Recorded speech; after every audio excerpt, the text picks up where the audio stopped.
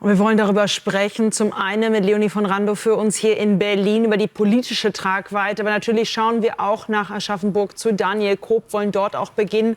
Denn Daniel, das Entsetzen geht weit über Aschaffenburg hinaus. Ganz Deutschland versteht nicht, was da passiert ist, wie das passieren konnte. Wenn wir vor allem auf den Täter schauen, ordne das gerne noch mal für uns ein. Ein Mensch, der nicht mehr hier in Deutschland hätte sein sollen, der selber eigentlich auch gesagt hat, er würde ausreisen.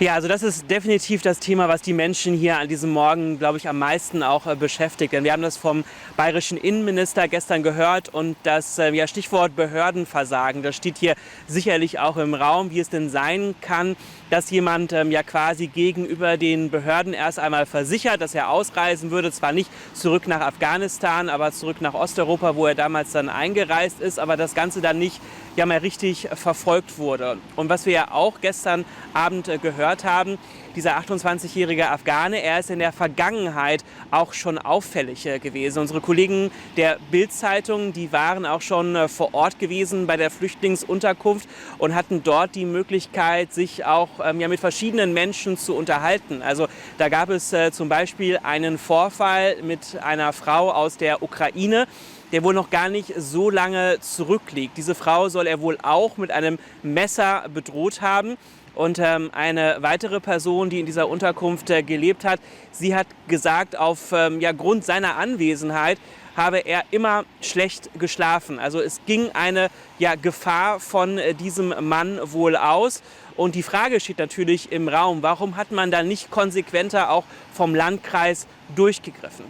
Auf der anderen Seite, und ich glaube, das beschreibt so ein wenig das Gefühl der Menschen hier an diesem Morgen auch in Aschaffenburg, wir bekommen das immer wieder mit. Menschen, obwohl es jetzt hier am Regnen ist, kommen hier hin, es werden Blumen niedergelegt, man hält hier kurz inne. Und was die Menschen uns immer wieder sagen, dass sie es nicht verstehen, wie es immer wieder zu solchen Taten dann auch kommen kann, warum die Politik da nicht entschieden in der Vergangenheit reagiert hat, warum es immer wieder diese Fälle gibt, wo man das Gefühl hat, da hat irgendetwas nicht gestimmt, da haben die Behörden auch versagt. Und natürlich ist man vor allem an diesem Morgen auch bei den Opfern.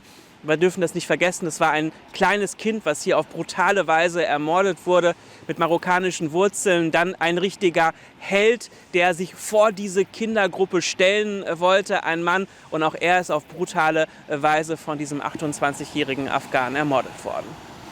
Ja, zudem ja auch noch die verletzten Erwachsenen, aber auch ein Kind. Also wirklich pure Fassungslosigkeit. Daniel, danke dir.